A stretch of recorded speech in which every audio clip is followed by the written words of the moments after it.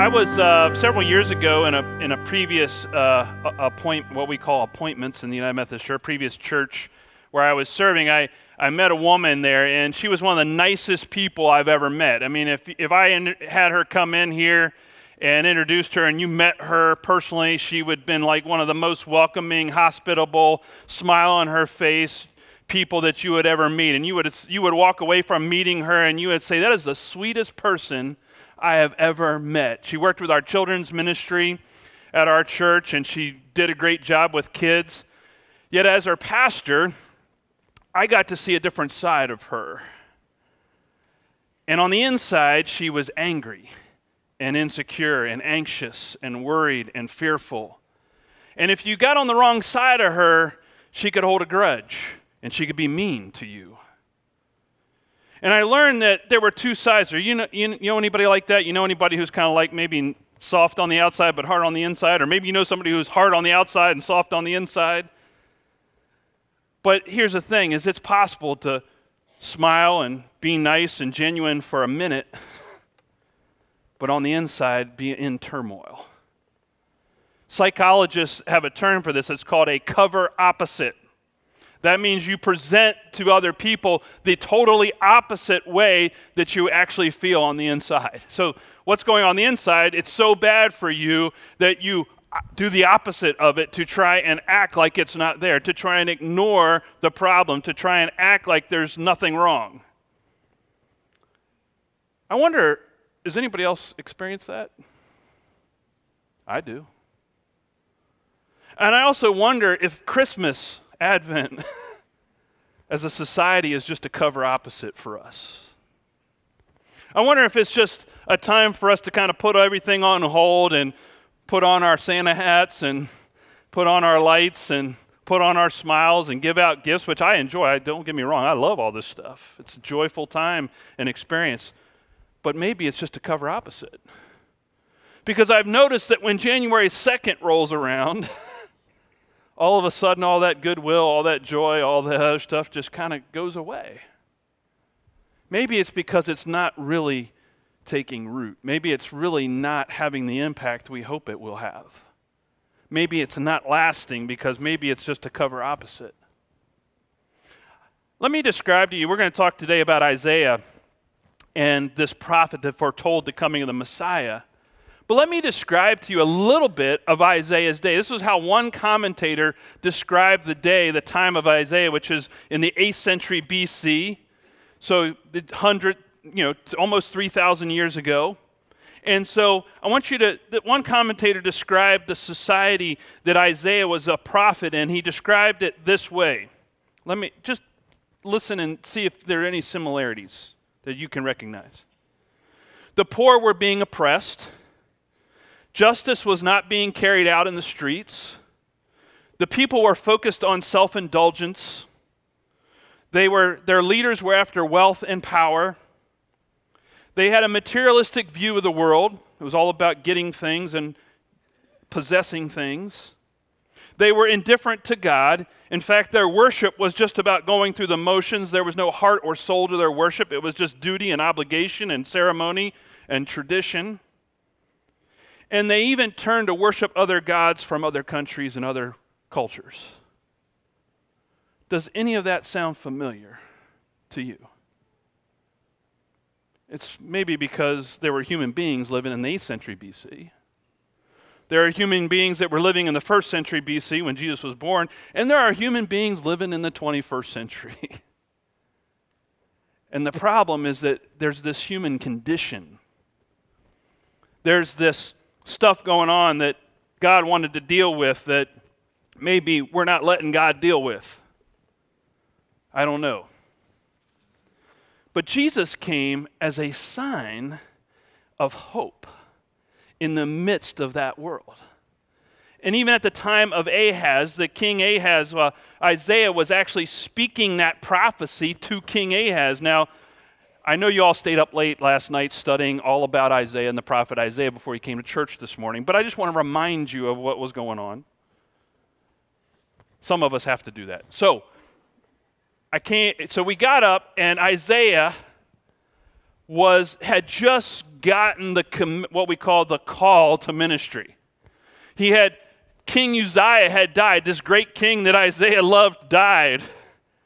And he was feeling like, what's going to happen next? And so he goes and he has this vision of God still on the throne and still in the temple, and all the angels are worshiping God and saying, holy, holy, holy is the Lord Almighty. We have a hymn about that.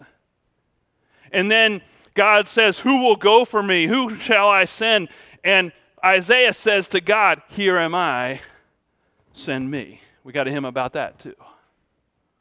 And so Isaiah has just said to God, I will go for you. I'll be your prophet. I'll be the one that goes to the king and tells him whatever you want me to say.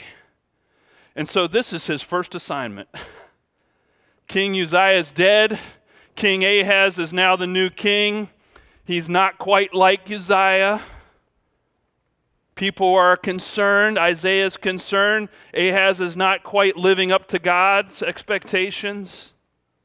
And so Isaiah goes in, and Ahaz is actually worried because Uzziah died, change of power. What happened next was these two kings from other areas allied themselves with other groups and other cultures and other politics, and then they came together and they started to attack southern Israel and Judah and Jerusalem, where Ahaz was ruling. Now it didn't work. The attack didn't work, but they were still threatening to attack again. So here, these two kings are threatening Ahaz and saying, we're going to come get you and we're going to take over. And it's in that context that Isaiah comes to the king's court, comes to King Ahaz and said, trust God. God's got things under control. God's still on the throne. Don't worry about it, Ahaz. But, he just held on to it anyway. He didn't really trust God. And so the prophet says to him, well, God's going to give you a sign. Immanuel, there's going to be a child born of a virgin, and this sign will be that God is with you, Ahaz. Still didn't trust God. Still couldn't quite grab onto what God was doing. And it wasn't that God was controlling the circumstances for Ahaz's benefit. We need to be clear about that. What God was doing was saying, I already know what's going to happen next, Ahaz, and you don't need to fret and worry about it because I know what's coming. And these two kings, they're nothing. Don't worry about them. Don't fret. And sure enough, a couple years later, those kings are gone. So his prophecy came true. What God had told him and told Ahaz came true, even though Ahaz held on to his fear and his insecurity and his worry. He didn't trust God. Then we have this other guy, over 700 years later. His name's Joseph. We heard about him too. And Ahaz had an external threat, right? There was something outside of himself that was threatening him. There was this external threat coming at Ahaz. There were these two kings coming at him. He had no control over that. He had no control over those threats. He had no control over what those kings were deciding to do. And weren't they deciding to do those things because of their own human condition, because they wanted wealth and power and territory? Because a lot of times our circumstances, our external threats are really because of sin in other people. So that was the external threat. But for Joseph had an internal threat. Internal to his family, internal to himself. Not everybody else knew what was going on, but his wife comes back from visiting family, and she's got a baby bump sticking out. And Joseph recognizes that she's pregnant. And he recognizes that he knows he's been a righteous man. He is not the father of this child. And so he begins to worry and be fearful, not only for his reputation, because he's like, this is my reputation on the line. This is my family's reputation on the line. And he's also fearful for Mary, who could have been stoned if this goes public, which is why he starts to make a plan to divorce her quietly. So he's having this internal fear and struggle himself, and in the midst of the night, in the midst of a dream, an angel comes to him and says, don't worry about it. I got this. I know what's going to happen with this child. I've got things under control. I'm still on the throne. Trust God.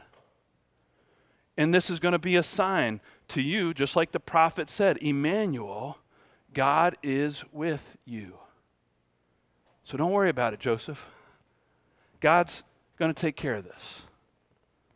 And so the same God that was speaking to Isaiah about his external threats in the 8th century BC is the same God speaking to Joseph and giving the same sign to Joseph, saying, Joseph, I've got this one under control too, because it's the same God. The same message, Immanuel. God is with us. Don't we need that message today? Don't we need to know that God is with us? That no matter whether our threats are external to us, maybe we're worried about losing a job. Maybe we're worried about a relationship that's fallen apart. Maybe we're worried about a diagnosis from the outside. Things are out of our control, things that are happening to us, external threats. Or maybe there are things that are happening inside of us, internal threats. You know, Jesus came to save us from the greatest threat to humankind, and that was sin. That's internal. That's an inside job. That's an internal threat to all of us and to all of humanity. So Jesus came not to deal with the external threats as much as to deal with the internal threat in all of us, the internal enemy that is attacking all of us called sin, to be our Savior, to be Immanuel, God with us. That's good news. So what's getting in the way of us experiencing God's presence, of experiencing Immanuel, God with us? What's preventing it from becoming just an Advent ritual to an actual presence of God in our lives? Well, your crazy pastor has come up with a crazy illustration. Again. So, I took Jesus from the nativity set. I stole Jesus. There's a whole story about that I'll tell you later. But I took Jesus from the nativity set, Immanuel, God with us, the representation of God with us. And we're just going to have him sit. We'll lay him down right there. He'll be comfortable there. It's better in a manger. So, and I want you to think about this jar. Now, the thing about this jar is it's high tech. So I've got to use my technology here. Whoa. So this jar represents you and me, the human condition, which is full of all kinds of stuff, right? And that's how many people feel busy right now, overwhelmed right now, all the stuff filling up our lives, right? And the blinking lights represent worry, anxiety, right? Do you ever feel that way when you're worried, or it's like this light that just keeps flashing off inside of you and you're like, just stop, right? You just want to turn it off, right? Can I get a witness here this morning? Anybody? I just want the lights to go off. Somebody turn the lights, or at least put them on dim, or at least put them to steady, like this, whatever, but I want the light to go off inside of me. I want that fear and that worry and all that stuff that I'm carrying around to go away. And so I come and I say, Immanuel, God with us. I go to worship. I celebrate Christmas, and I say, come on, Jesus. Come to my life. And so we take Immanuel, we say God with us, and we bring Immanuel and we just stick him right on top. And we wonder why the lights are still flashing and the stuff is still there. And sometimes we even pray, God, will you change what's going on the outside of me so that the inside will change, right? Because we make that assumption that if the external stuff would just change, then the lights wouldn't be flashing, right? So God, change all the stuff out there. Take care of all those circumstances that are worrying me and causing me trouble or causing me difficulty or challenge or obstacles. And so we say, God, take care of all that stuff, make it go away. So come on, Immanuel, go to work. And we wonder why the lights keep going off and the stuff keeps filling us up. And there's two reasons, and you know the reasons already. I don't even have to explain it anymore to you, do I?